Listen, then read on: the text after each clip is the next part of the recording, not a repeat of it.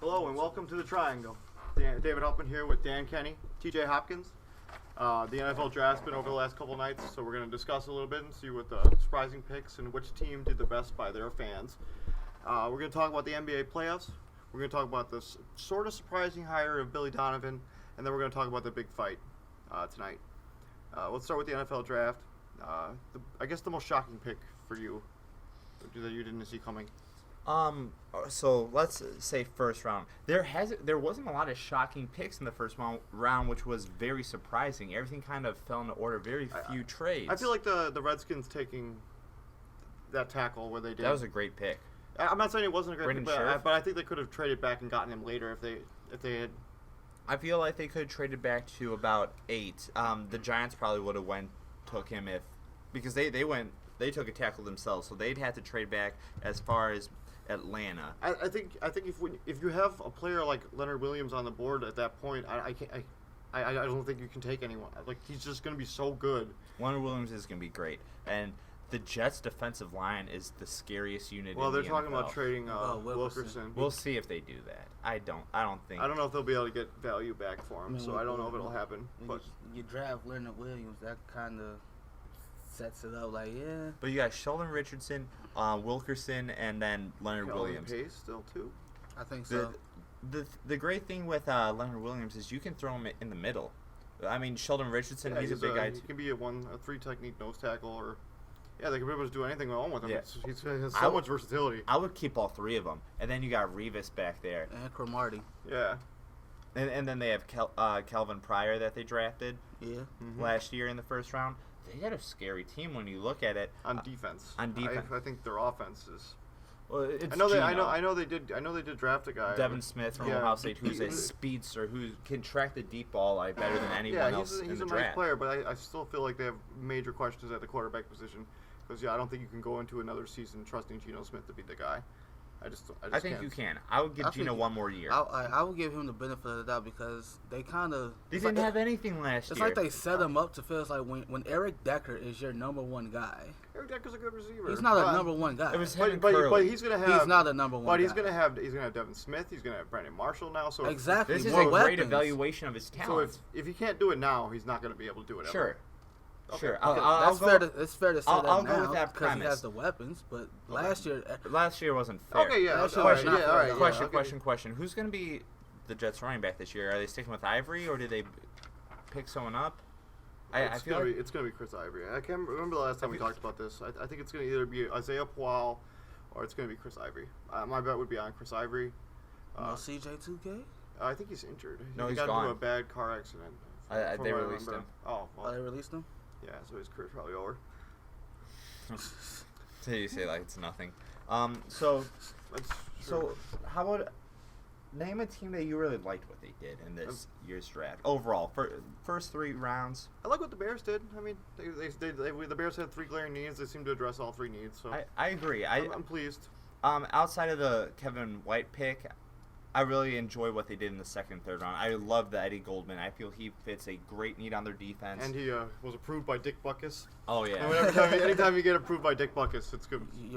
You're set. Yeah. You're pretty much set. Yeah, you're in great shape from that. But Eddie Goldman, and then, I mean, I would like to see them. The linebacker from Oregon. I mean, he's not a linebacker. He's a center. He's a center.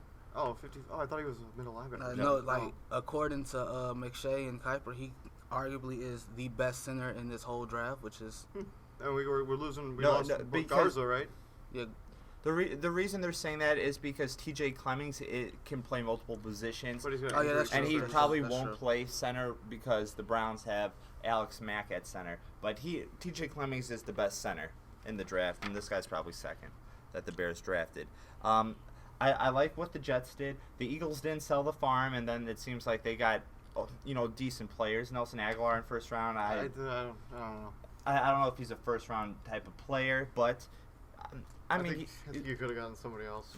I don't know. I kind of like his route running skills. I like what the Falcons did. I think you guys have such glaring holes on your defense.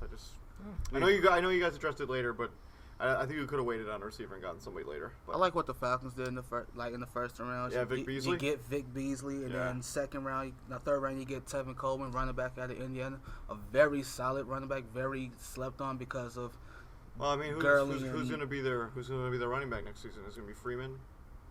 I'll go with Coleman because Jackson's hurt all the time, and I think they released him. Steven Jackson. I could be wrong. then you get Jalen Collins, a corner out of LSU in the second round. You pick, That was a great pick. Yeah, that for was a him. great pick. Like- The guy fell a lot. Yeah. And Right. he's got talent. He was just played inconsistently on the field, and he's a big corner. And 6'1", 203. Like that's a big corner. yeah, that was certainly a good pick. I really like what the Jaguars did.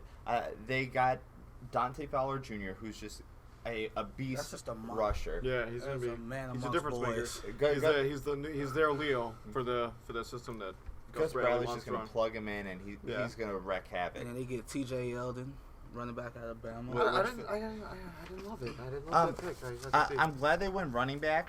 Because they have a bunch on their roster right now. They have Denard Robinson. They got Storm Johnson. They got Denard Robinson. Storm Johnson's not proven. They have him. You can have him, but it looks like they're upgrading. And they got Toby Gerhardt too, still under contract for another 2 seasons. And yes, I know he was disappointing this season, but he's still guaranteed some amount of money. And then you go and get another running back. You're going to be paying all these guys. I don't know. I think they. I feel like they had more glaring needs elsewhere, and they could have addressed it. I don't other think than so. running back. I think running back was a huge hole for him. Denard Robinson's a great spell back. It looks like you don't want him to start. And T.J. Yeldon, it's going to be like a thunder and lightning combination. And then in the third round, you get A.J. Cann, who's just a refrigerator of a player.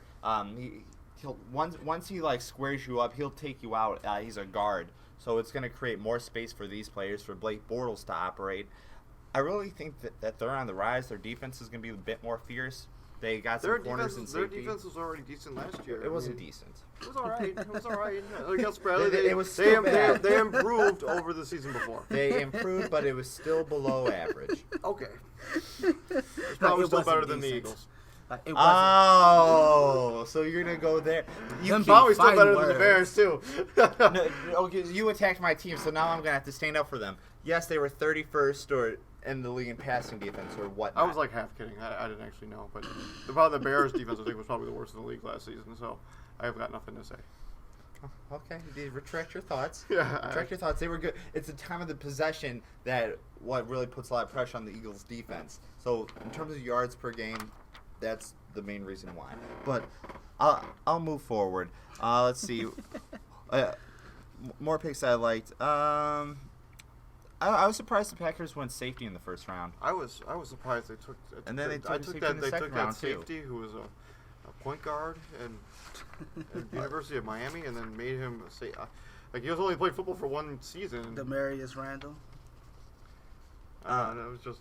No, that was the Arizona State guy. They took another safety in the second round, which it was kind of confusing. They took He's from Miami, Ohio. Quentin Rollins. Quentin Rollins. Yeah, he was he played basketball for 4 years on their basketball team, and then he was like, I want to stay in college. So then he played football for 1 season, and then he got drafted in the second round. Like that's crazy.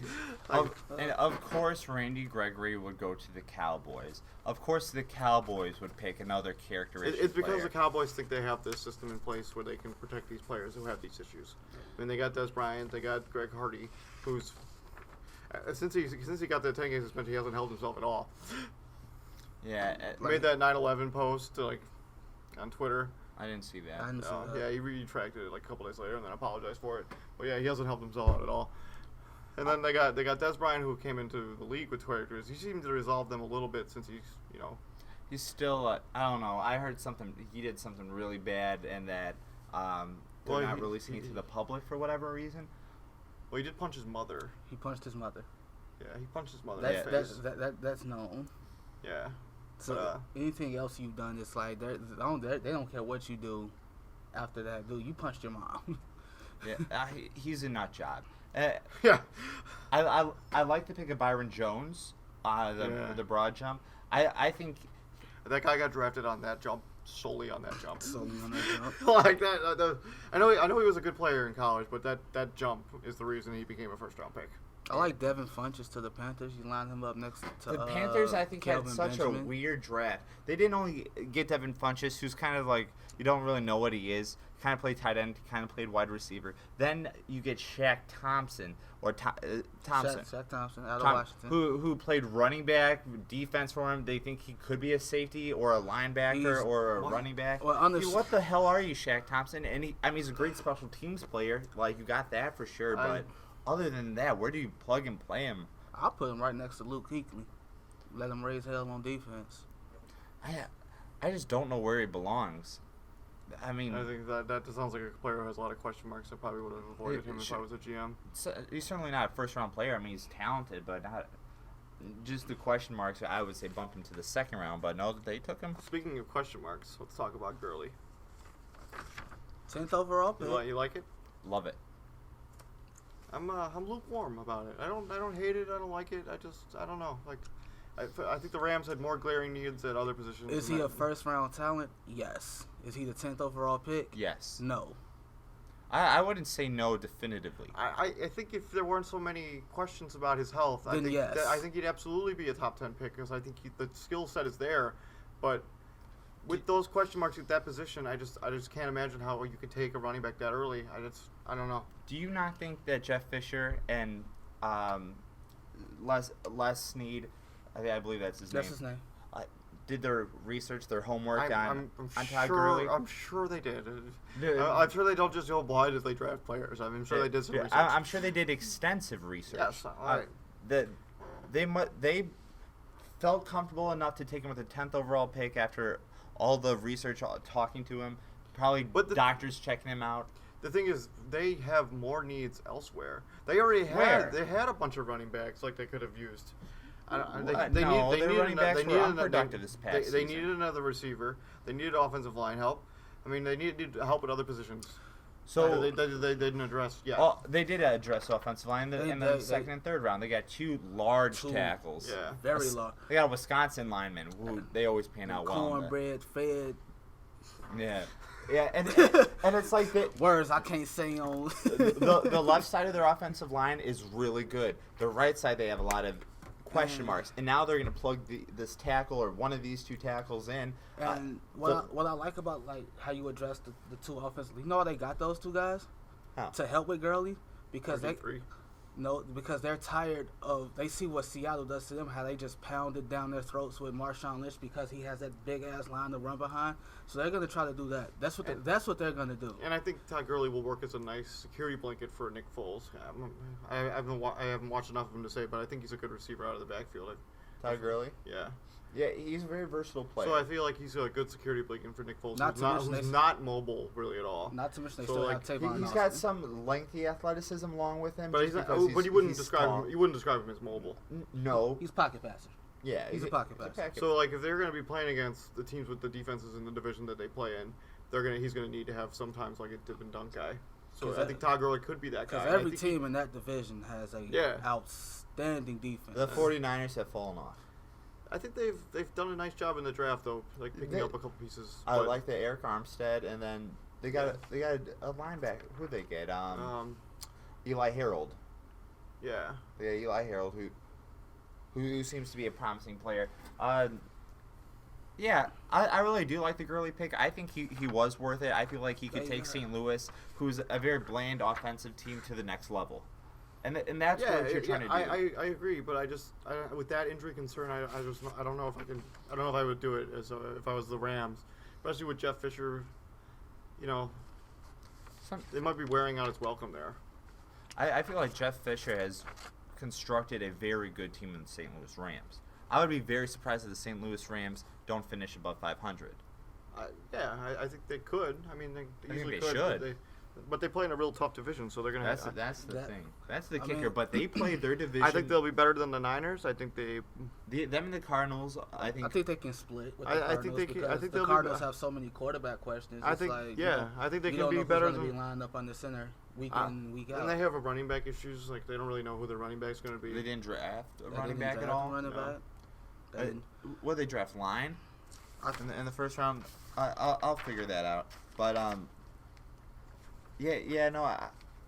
It seemed like they traded out of their picks a few times. Yeah, they got DJ Humphries in the first round. They didn't even wait. Never mind. Okay, and they got a DN in the. So I think they could have a better record than the Cardinals. They could probably have a better record than the Niners. I mean, they're not going to be able to they're not going to be better than the Seahawks. But yeah, they're going to improve this season. I don't know if they're going to be a playoff team per se. Speaking of Seattle, I like that. I like how they picked up Lockett in the second round. I like that pick. You don't need him. You have so many different receivers. They have a bunch of receivers. I just. You already got a Lockett. And they got Javon Curse. They got the other Lockett. Javon, you mean Jermaine? They got. Oh yeah. Then you got what's his name? Richard Matthews, the receiver that showed up in the Super Bowl. Then they got Richardson, who's coming off the ACL tear. We didn't even mention Doug Baldwin, who's their highest paid receiver. Yeah. Besides Jimmy Graham. I don't think they needed, or unless they plan on trading some of these receivers. Like maybe they could trade Doug Baldwin away. Maybe I don't know, but they seem to like him. So I would keep Doug Baldwin. He's the only one you can. Yeah. Really count on. Mhm. Yeah, I definitely wouldn't just trade Doug Baldwin. Matthew was like the guy was working at a Foot Locker before he got the call, so it's just maybe he's still working at that Foot Locker. I don't think so. Yeah, not after that Super Bowl. I don't know. I mean, his NFL contracts aren't fully guaranteed, so I don't. Who knows how much money he was making? Exactly. Very interesting what the Lions did in the draft, and let me explain this. They moved back in the draft. They traded with the Denver Broncos, and they didn't just swap picks. You know what they also received? They received Manny Ramirez, the Broncos guard, who's a pretty stout interior offensive lineman. I actually did not know that. He was involved in the trade. So the Lions received a guard, and then with that first round pick, they drafted maybe the second or third best guards. I'd say the second best guard in the draft, in Lincoln Tomlinson, who's from the Chicago. Yep, he's from the Chicago area. He seems very good. So he went to Duke, right? He went to Duke. Yes. Then they get Amir Abdullah in the second round. Yeah, who's going to be a good kind of spell back. He played really well in Nebraska. Then they got a corner. They traded up to get. They traded with the Vikings to get a corner. Oh, Alex Carter. Alex Carter out of Stanford. The 6-foot corners. Stanford players usually project pretty well. They usually pan out, yeah. So I really liked what they did. Just their offensive line is now secure, and that's always Stafford is always one of the more stacked quarterbacks in the league. So now he's gonna be protected. You got another target that you can throw to. I don't like Theo Riddick that much. I don't think he's consistent enough. I would agree with you. Yeah. So. And I'm not a huge fan of the other guy either. His name is escaping me right now. Joik Bell. Joik Bell. Yeah. He runs very hard. Joik Bell. So I feel like Amir Abdullah, you're plugging someone else in. You don't know what you're going to receive. I think he could be an excellent third down back. Yes. Like a spell for Joik Bell, who's going to be like first and second down, and then you bring in Abdullah, who like can a Swiss Army knife kind of running back. Mm-hmm. And then Stafford should be protected, give him more time to find guys like Golden Tate, Eric Ebron, and of course Megatron. Megatron. So I really liked what they did. Manny Ramirez and then Lincoln Tomlinson. I think it was just a good draft for him.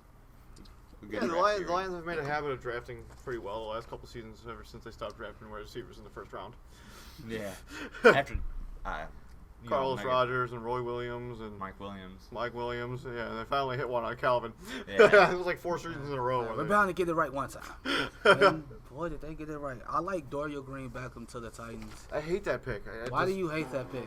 I think there were other receivers you could have taken at that point that didn't have the colossal amount of red flags. Let me tell you why they picked it. And it's exactly off the point that you made the last time we did our podcast. The Titans are not a sexy team. Dorial Green Beckham can make them that. He's a very intriguing player. One of the fastest guys. He's built like Calvin. Yes, he's 6'4", 6'5", 230 But he doesn't have pounds. Calvin's hands. He's got small hands, yes. which is the knock against him. He's got 9-inch hands. Going into college, he was the #1 receiver. Yes, in the country. he was, and then he got into a lot of trouble at Missouri. What do you mean he doesn't have hands like you don't get you don't? No, dude, I'm telling you. Hand size. It's only 9 inches, which is very small for a wide receiver. Okay, especially at 6'5". Okay. Being 6 and his vertical leap wasn't that high at the combine either. That's another knock against him for being so tall. So he was a phenom in high school, but then he had a bunch of brushes with the law. He got thrown out of Missouri, and then he went to Oklahoma, but never played for them. I think he has a lot of red flags, and I don't think I would have used that pick there on him. I think you could have gotten a different receiver. But I am so glad the Titans got him because they need some sort of lightning something. rod because they are so it's hard to watch them because it makes you want to go to sleep or turn the channel. Dorial Green Beckham adds a flash player for him along with Marcus Mariota where, okay, maybe this team is watchable now. And then they worked on their defense. I'm going to watch in week 1. I'm watching in week 1. I know that for a fact. The thing is, I like Justin Hunter on the roster. Yeah. I think he's got the tangibles to be a good 1 or 2 receiver in the league. I think he's big, he's fast, he can run good routes. I think they could have waited on receiver and gotten somebody later, but later in the second round. No, later, They need to get sexy. Quick. They are not sexy, and this pick definitely adds that. I think it gets people talking about the Titans, which they wouldn't normally be talking about them. But I don't know if it's for the right reasons. Well, in that division, your whole goal is to catch Andrew Luck. Yeah, you're not gonna. But he doesn't play defense. Well, but you got to score to win. And today's NFL, you have to score at least 28 points a game to win a game. That's what I was getting at. You have to be able to go in and And Justin Hunter simply isn't getting the job done, Dave. I'm sorry. He had a couple good games last season. Zach Mettenberger is definitely not getting the job done. But you upgrade the quarterback position. Maybe those other receivers start to look a lot better. Do you like the Mariota pick? I like the Mariota pick. Or Mariota, or Otto, as Roger Goodell mispronounced. Yeah, it's fine. I mean, you're gonna have to draft somebody. And Zach Mettenberger's not the future of your franchise. Probably more than likely. The nerve of his agent to say, "Oh, my client demands a trade if you You're pick." a 6th round pick. You better pipe down. Yeah. Who are you? Yeah. How many wins did you have last season? I feel 1. 2. No. I think Jake Locker got one of their wins, and then Menberger was got the other one. I think Menberg might not have won a single game for him, to be honest. I think Whitehurst won a game. I know he got injured a couple times when he came in to play the game. I would like Menberger to stay on the Titans, just in case Mariota or J.J. Watt welcomed him to the show. Yeah. Yeah, he would be a good backup for Mariota.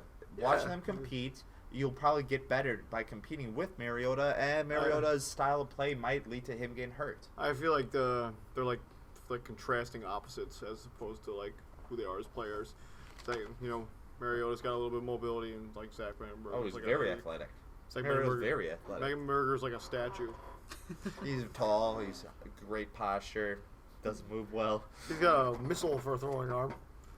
Mm-hmm. And Mariota, we're gonna see. I think he's gonna be good.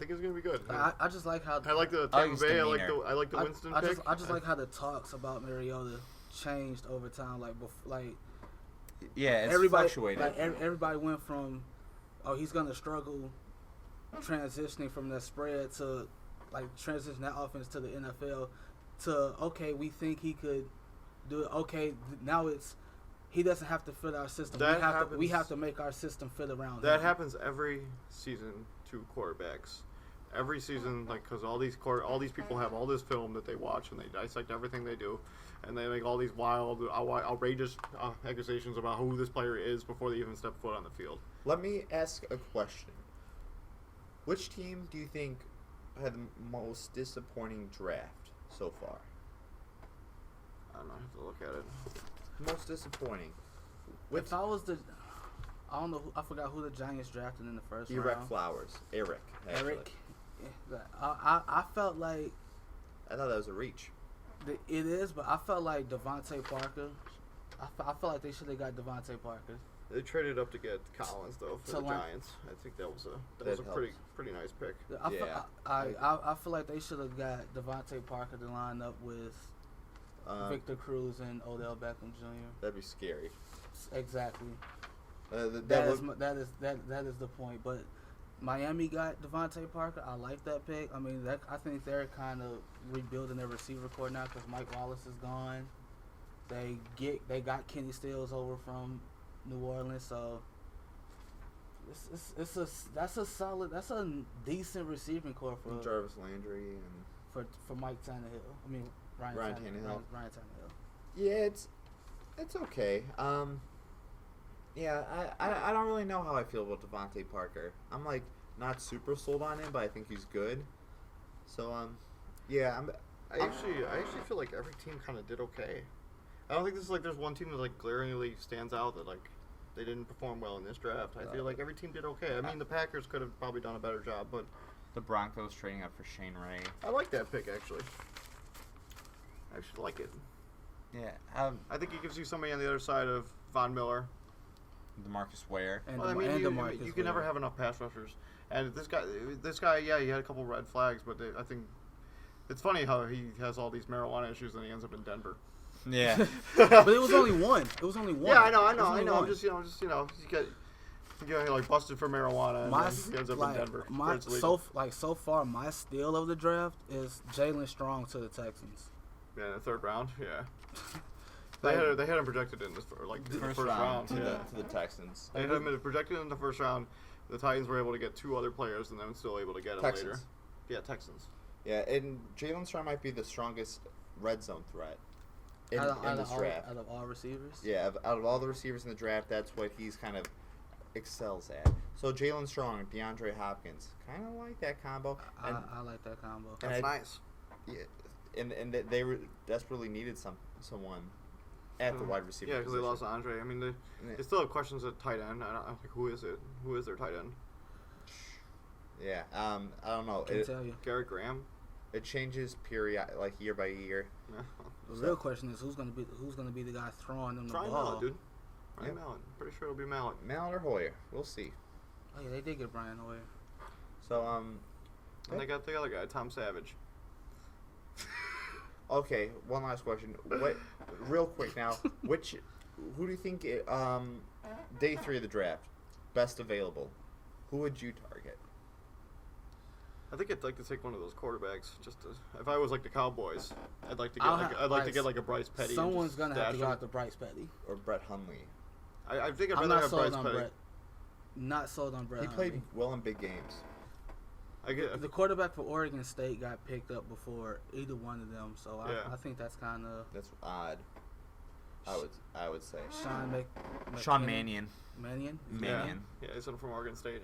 I think Bryce Petty is good. No, if Bryce Petty is able to sit behind him, let's say he goes to the Cowboys and Tony Romo, and he's able to sit behind Tony Romo for a couple seasons. I could think Bryce Petty could be like a legitimate player. And that would help him out extremely. Like you sit behind something, you sit behind a veteran, a top 5, like arguably a top 5 quarterback. Plus, you're still in the state of Texas. You're right at home.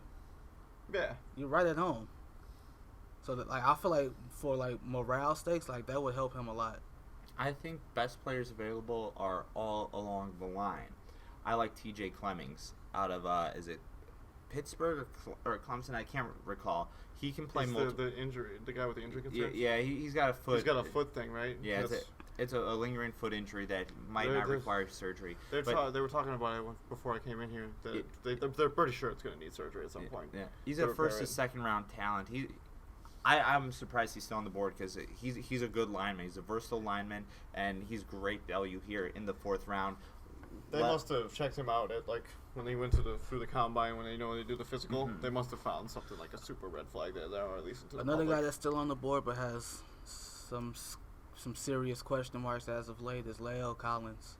I feel like if he's not going through what he's going through, he's gone already. Oh, no question he's gone already. He's gone already. He's first or second. I'd say first round, to be honest, with La'el Collins. Man, if he ends up nothing happen, if he doesn't end up getting charged with anything, or if nothing ever happens with him with that case, if he ends up not being involved with it at all, you know how much money that this investigation has cost him? He actually requested to be taken out of the draft. He requested supplemental draft and then next year's 2016 draft. That's exactly what happened to Maurice Claret. He requested to be taken out of the draft to resolve this whole issue, but Goodell and company said no. That's exactly what happened to Maurice Claret. So it's just why would you he's trying to fix something. He's trying to fix this hole in his life right now that's causing him to, like you said, lose out on millions upon millions of dollars. If he was a first round pick, he's probably looking at I can't remember what the exact number is. Jameis got 4 years, 25. He probably make depending on where he went, he'd probably make about $16 million over 4 seasons, with an option for the 5th. Yeah. So, not being if he gets picked, let's say he gets picked in the 5th round, that's $1 million maybe over 5 seasons. And that's not even his fault. 4 seasons. And that's not even his fault. Yeah, that's going to cost him $15 million. That's not even his fault. Yeah, I mean, it's a shame. I hope he gets picked right away. Like to be honest, I'm pulling for him. Like I'm really pulling for him. Because they were talking the experts. Quote unquote. Yeah, they were talking about how some teams have taken him off of their board completely because of this. That's not even fair. Like, well, they don't want to invest in a question mark. And you can't blame him for that. And like especially a third or second round pick. But every pick you make in the draft is kind of a question mark. You never know what you're going to get. I mean, you could get somebody who's like really dedicated to their craft, or you can get like Jamarcus Russell. That's all. Took the words right out of my mouth, man. Look at Jamarcus Russell. That's like, he was a first round pick, like question mark. Now he's not even in the league anymore. He was supposed to be the savior for Oakland. But that's part of the mystery of the NFL draft. You never know what you're going to get with any of these guys. Like, you can do all your advanced scouting, all your stuff, but you never know. Let's move on. All right, we're going to move on to the NBA playoffs. Real quick, the second round. So there's only one series left over. It is my San Antonio Spurs and your Clippers. Your San Antonio Spurs? My San Antonio Spurs. I had them winning this series, too. You had them winning it all, both of you, didn't you? Yeah. Our San Antonio Spurs. How devastating would it be if... for your brackets, at least, if my bracket would have a bad time, if your Spurs hit bounce. That's it. All right, how do you think Game 7's going to play out? I think it's going to be close. I think it's going to come down to the last couple minutes. I hope there are no like type of interference calls that basket interferences that ruined the one last 2 nights ago's game. Why did the Spurs get the basketball back after that? No, the Clippers did. They didn't. The Clippers got the ball. Yes, they did, Dave. After the basket interference happened at the very end on Boris Diaw. Yes. Because like they initially called it basket interference. I must have zoned out for a second because the next time I looked at the screen, the Spurs had the basketball back and the score hadn't changed. They called it on they called it on Blake Griffin. But it was really Boris Diaw. I know, but like I must have walked away or something. But next thing I knew, the Spurs had the basketball back. Well, there's your answer. So, okay, so I really have appreciated watching Blake Griffin play this postseason. He's been extremely dominant, and the Spurs have nobody who can guard him. And if I was the Spurs, every time he touched it, I would foul him. I would not. I would. The saving grace for the Spurs. But he's been shooting a good at the line too. So like, you mean better than you would expect, I guess. Yeah, Blake Griffin's a 70% free throw shooter. Yeah, so he's been shooting it better at the line than I anticipated, I guess. I'm not surprised. I've followed Blake Griffin very closely. He's improved his free throw percentage every single year he's been in the league. And you know what's going to really get to me? Because I can already predict how the Spurs are going to play. They're going to start hacking at Jordan second quarter, fourth quarter, and it's going to be unbearable. It's going to be like, come on, Pop, you really are going to steep so low at this point. And I get where you're coming from, but at this moment, that's still it's a rule. I get that. And if you have the opportunity to use it to your advantage, I think people are going to. Yeah, it's a sleazy move, especially like the Spurs. I just expect more from them. Spurs, Greg Popovich. Hey man, you don't win 5 championships. Greg Popovich is infamous for using this rule to his advantage. He will use it, and he does not care, and he will just keep following you until you take that person out of the game. Yeah, if the Clippers want to win, they need to not only control Kawhi Leonard. He's not going to have a dismal shooting performance like he did last game, but control Patty Mills has been control the bench players, control Patty Mills, control Bellinelli. That's it. Like Duncan's going to get his. The Clippers bench has to show up, and they have and the Clippers have to stop. The problem stop. with the Clippers bench, I don't think Big Baby's going to play. I know that was a bad. He's questionable, but yeah, I don't think so. Spencer Hawes needs to. He's out of non-existent. Spencer Hawes has been a colossal waste of money, and I thought that when they signed him, I thought that was a good move. A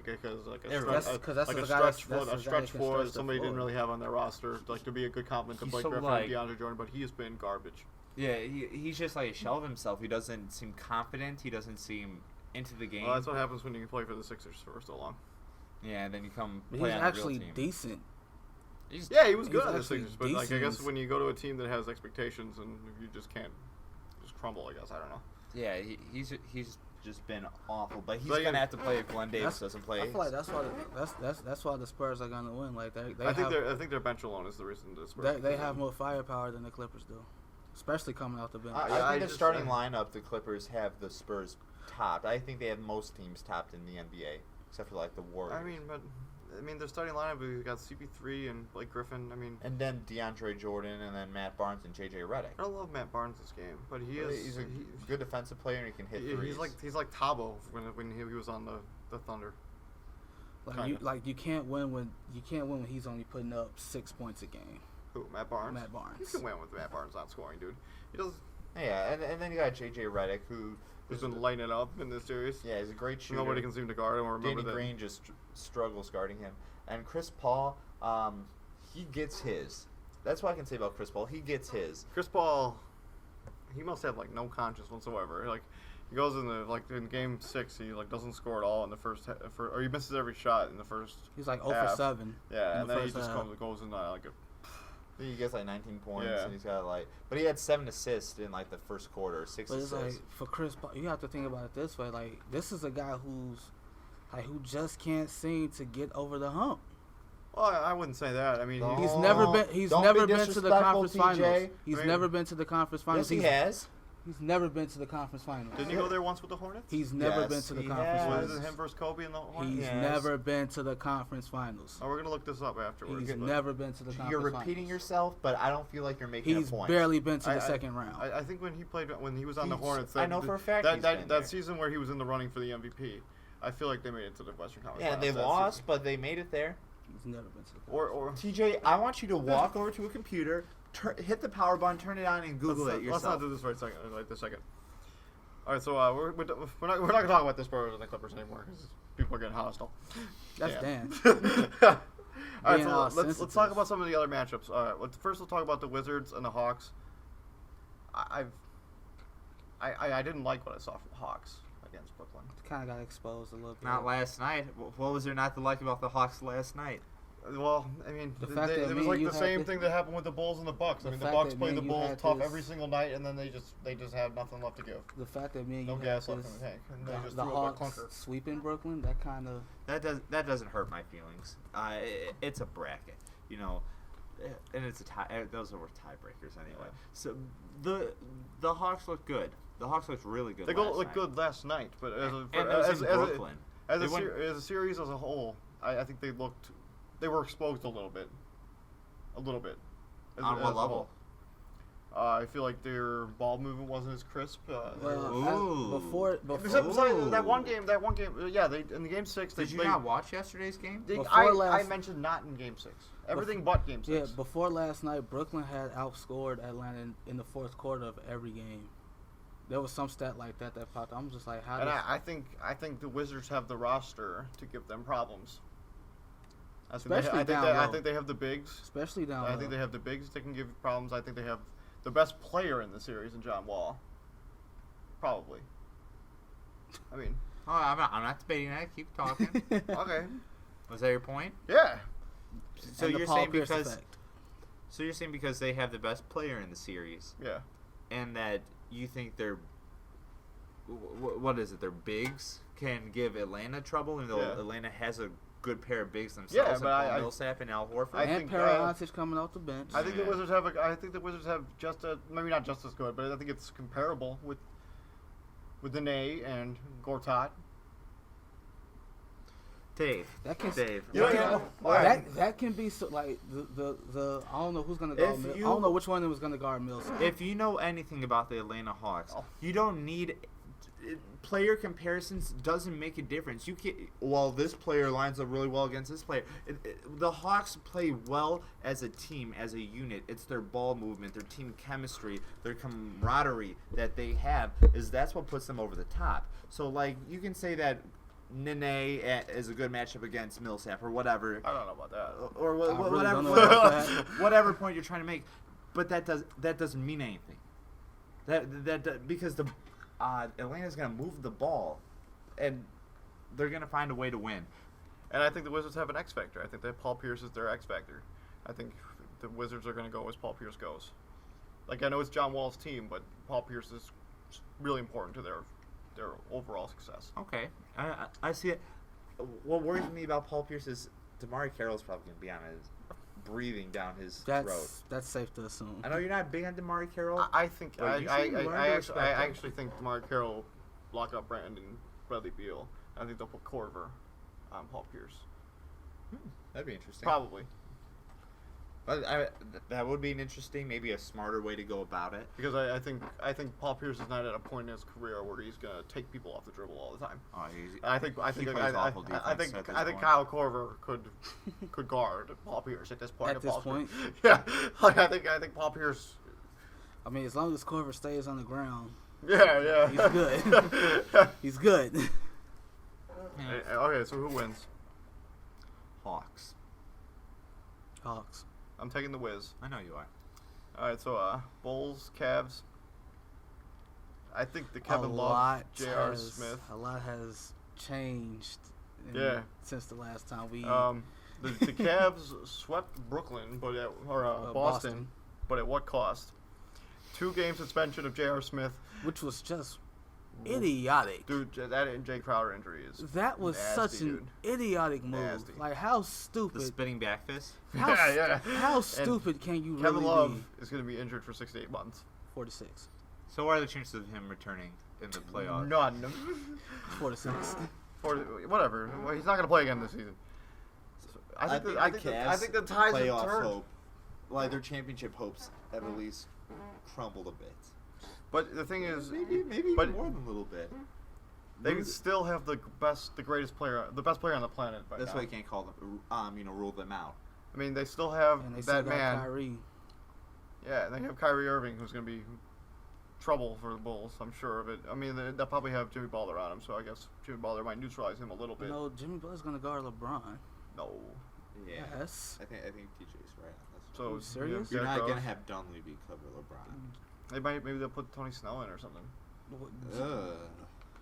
I don't know. That's exactly what they do. But in the playoffs, Snell hasn't gotten a lot of playing time. He's gonna get a lot. I hope so. I prefer Snell over some of the players the Bulls play all the time. I agree. But like Mike Dunleavy. Like Rose is gonna guard Kyrie. I think that's Jimmy Butler's gonna guard LeBron. I think Kyrie Irving is. I think that matchup. Who's winning this series? I don't know. I still gotta go with the Cavs, but I think it's gonna be close. The loss of Kevin Love is huge. I think the J.R. Smith thing is even bigger for the first 2 games. Like, I feel like for the Bulls to I think they can weather the storm of Kevin Love because they have a Tristan Thompson coming off the bench. But he's not the scoring threat he's not the scorer Kevin Love is. A respectable player and plays differently than Kevin Love. He's a nice player. He's a scrapper. He's a dog. He's more of inside for offensive. Yes. He's a tenacious rebounder, and he's got some post. And he's play. a better defender. Yeah, his Love is pretty poor on the defensive, but Love can stretch the floor. But I think that J.R. Smith with Tristan, with Kevin Love, without Kevin Love, that brings the floor out to exactly the floor gets smaller because that pick and pop game is not there. And not to mention like the way they built the Cavs, it's LeBron James and a bunch of shooters around him, and he's losing J.R. Smith for the first 2 games of the series, which they brought in for situations like this. Well, you have I think he's not a defender. He's defender. I mean, he can hit 3. He's a great he defender. can hit him, but he's not J.R. Smith. Yeah. I think that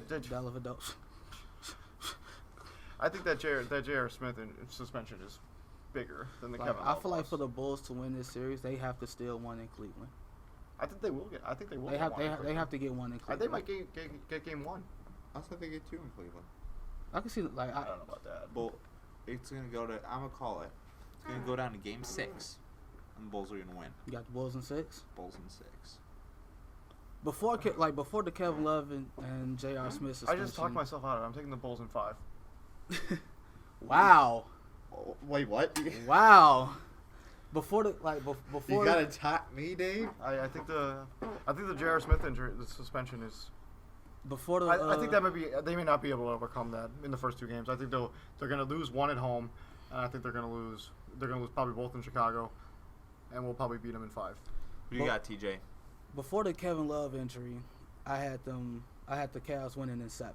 My heart wants the Bulls to win. My heart is always going to want the Bulls to win. Who's winning, TJ? I said Cavs in 7 last time without Kevin Love. That's kind of hard to do, so I'm going Bulls in 7 because I don't know which Bulls teams are going to show up. So we're all taking the Bulls. See, everyone's hopping on my bandwagon, huh? My original let's switch over to the West. Warriors. Memphis. Great. This is going to be scrappy.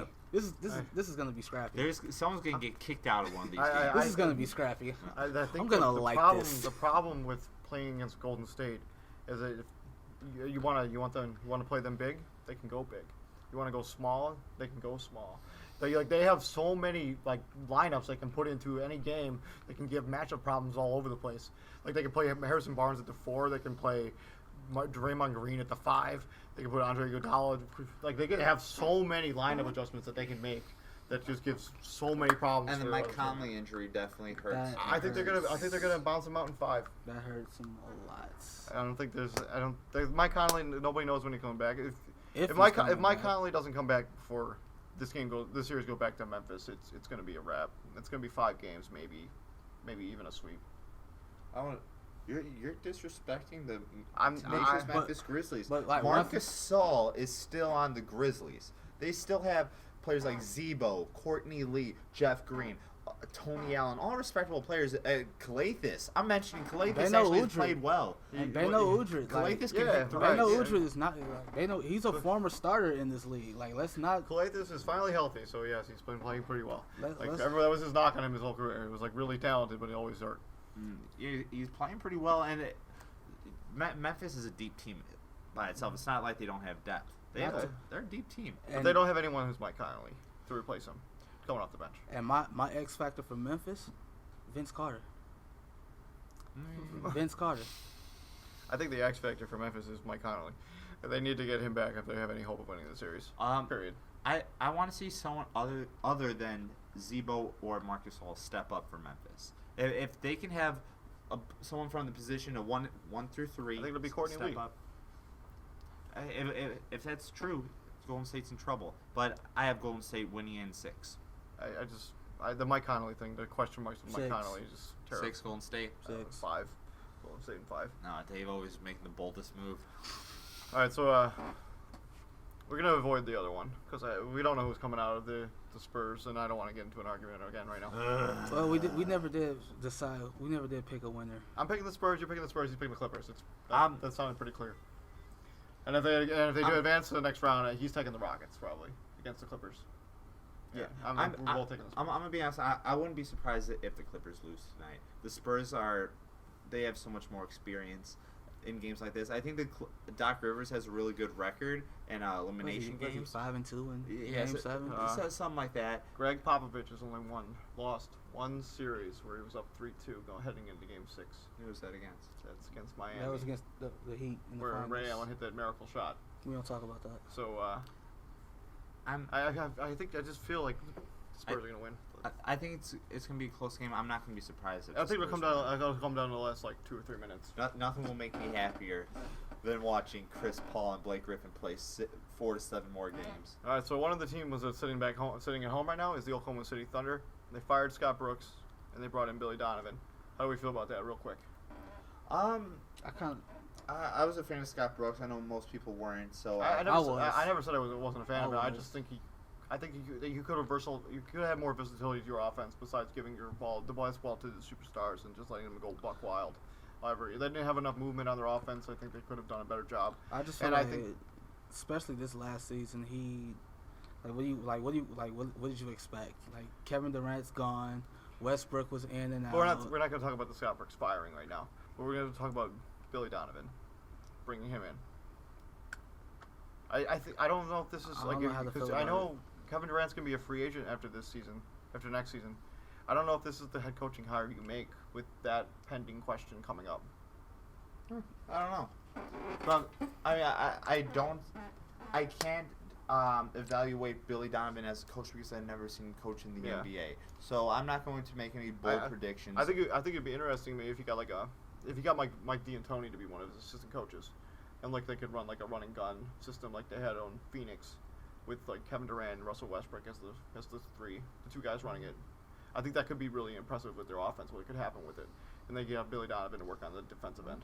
I mean, that's an overzealous prediction, but I think it could be interesting. I think it could make things interesting. sure. So, approve of the hire? You guys approve? I don't disapprove. I'm not really on the bandwagon, so I think they could have gotten somebody better. I think they could have gotten a Mark Jackson. I think they could have gotten. Hey, They could have called some other so coaches many and be like, coaches hey, out get out of there. retirement. You get Billy Donovan. Yeah, I don't know. Meh. All right, so probably the biggest fight in the last 10 years is happening tonight. In boxing. Yeah, in boxing. The biggest fight in boxing in the last 10 years is happening tonight. The fight. Who do you got? Let me preview this This is fight. the fight of the century. This is the fight that everyone's wanted to see for the past 5, 7, 8 years that just seemed like it would never happen. Well, guess what? It's finally happening. It's happening tonight at 9 o'clock. I think it's 9 o'clock. Grant. Yeah, Grand. it's going to be the top 2 boxers, the only 2 boxers that it seems like anyone, the general public, I'm speaking for, cares about in today's world. And honestly, probably only knows about. Yeah, Floyd Mayweather is the highest paid athlete in any sport. The Money Mayweather is filthy rich. He's spoiled, and he's undefeated. He's the undefeated, undisputed champion of the boxing world. And now he's fighting Manny Pacquiao. Both of them are a lot older now. Pacquiao's 36, Mayweather's 38. Some people think that you can't beat Father Time, and that maybe one of these two, especially Floyd, might be past their prime. Well, we're gonna find out tonight who is, I guess, the number 1 pound for pound fighter in Who do you got? boxing. Mayweather. Why? 47-0. Like pound for pound, he is the best defensive fighter that you will ever see, and probably ever will see again. Like, you don't go 47-0 without some type of defensive strategy. And I feel like, especially in the first round, and probably throughout every round in the fight, Pacquiao's just gonna come out, he's gonna come out very aggressive, as he should. Like, I feel like this is how I see it going down. If Pacquiao doesn't do any damage to Mayweather by round 7, he's not winning this fight. Period. Okay. I'm gonna have to agree with that analysis that you just gave. Floyd Mayweather is undefeated, so common sense would tell you, well, okay, he's never lost. Why is he gonna lose today? Also, He's never fought Pacquiao. No, that is true. Mayweather has exceptional defense. Some of the best defense in the sport, and he's very accurate. He's got very accurate punches. His punches are very precise. They did something on Sports Science where it only takes him like 0.3 of a second, or he can hit you with 3 punches in like 1/10 of a second or some shit like that. Right, who does that? Boxers do. Yeah, And what other boxer does that? you don't have enough time for your brain to think, or for reflexes to kick in that amount of time. So Floyd Mayweather, great defensive guy, but the one disadvantage that he has against Pacquiao is punching power. Pacquiao packs a harder punch than Mayweather. Pacquiao's What did Ali used to say? Your hands can't hit what your eyes can't see. Like, if he can't catch Mayweather, how can he hit him? I mean, that's a valuable point. But what if he does catch him? What if he catches him a couple times? What if he catches? Like I said, if he don't do nothing by the 7th round, he's not winning this fight. The thing is, Pacquiao. Sorry, I'm touching your leg. Pacquiao really he throws a lot of punches. And if he doesn't make contact with any of those punches, hitting the air, like, you exert a lot of energy doing that. A lot more energy, and could lead to being tired. What round do you have Mayweather winning, or is it going to decision? Stephen A. Smith predicted an 11th round TKO. That's what he said. Yeah. I think he might go the distance, just for the sake of money. Just for the sake of that's what people want to see. Like, they want to see these two titans go head to head, and they don't want to see anything short of a 12th round decision. No, people want to see someone get knocked out. I think people want to see Mayweather get knocked out. I don't watch boxing. A lot of people want to see Mayweather get knocked out. I'm picking Pacquiao because I don't care for Floyd Mayweather. I don't think I don't know. Something about him just rubs me the wrong way. He does that to a lot of people. I'm rooting for Pacquiao, but if I had to make a pick, I'd say Mayweather by decision, because most boxing matches go to decision nowadays. People don't get knocked out. It's not the UFC, and knockouts seem to be like a little bit more rare in boxing. So I'm going decision, and I would love to see Pacquiao win and dethrone Mayweather because he's not the greatest of all time. That's Ali. That's Ali. That's Rocky Marciano. Then you throw Tyson up there. It's just fly like a butterfly, sting like yeah. a bee. It's not Mayweather. This sport, I feel like this is the last big hurrah for this sport because this sport is fading away. Because Mayweather's done in September. He's retiring. He's got one more fight after this one, he said. Is that what he said? Yeah. He's done in September. The sport of boxing, they don't have the star power to compete. The UFC is taken over and has drawn a lot more fans and I also than think boxing. I think the general public is soured on boxing as a whole. Their commission doesn't seem right. The judges are paid off. It seems like the refs could be paid off in certain circumstances. To be honest, I'm excited for this fight. I'm very like long time coming, but this fight, honestly, it's 5 years too late. It is. I agree. Absolutely. But that's because Mayweather ducked it for 5 years. He came up with all these rules, so Pacquiao couldn't come up with all these rules to get in the way. But Mayweather's promoting the fight. Yeah, but that doesn't. It's his fight. But that doesn't mean that the past 5 years never occurred. You know, he certainly has been ducking him for a while. Like a majority of the quote unquote ducking is like the disagreeing on the split. Like, well, but I think Pacquiao's only getting 40% of the person. Mayweather's getting 60%. Pacquiao said, "Sure, fight me. I'll do whatever. You know, you can have more money. You can. I'll do your drug testing. Whatever. Like, because he's not worried. But then Mayweather wants him to draw blood. He wanted him to draw blood the day of the fight, the month before the fight. Losing blood and then fighting the biggest fight of your life. Come on, Mayweather. Like, you know, that's just not right. And then, I mean, there's nothing wrong with drug tests. That's okay. Drug tests right after the fight, you'll still get damn near the same results. I still got Mayweather winning this mob. I'm taking Pacquiao. Yeah, I think Mayweather's going to decision. If Pacquiao wins, it's going to be by knockout or TKO. Yeah, probably. I don't know. Yeah, it's going to be the fight of the century, or it's supposed to be. Hopefully it lives up to the hype. Are you guys watching it? Undecided. I'm not going to watch it. I'm going to watch the Spurs. Well, if I find a way to stream it online, I'll watch it. Yeah, good luck. I could probably find a link for you. Let me do some research. I'd probably find one. Good luck. I'm good at stuff like that. Are you? Yeah. It's hard coming from someone who watches combat sports all the time. It's hard to find live streams online. I mean, I streamed his Tim Bradley? No, it was a Mayweather. It was a Mayweather fight he had last year. Was it? It wasn't Canelo. Oh. It might have been. It might have been the Canelo fight. I streamed that one. Fine. I found one. I found a good one. That was fine. All right. Well, I think that's all we have to talk about today. It's the triangle. We're gonna try to do one more next week. It'll probably be the last one, but I don't know. We'll figure something out. Sally, this is my last episode. Aw. I know, right? Tear. No, that's disappointing. That is disappointed. No, why do you have to end the show like this? Hey. Well, hey. We'll try to see you guys next week. This is Triangle signing out. Bye, TJ. Bye, TJ.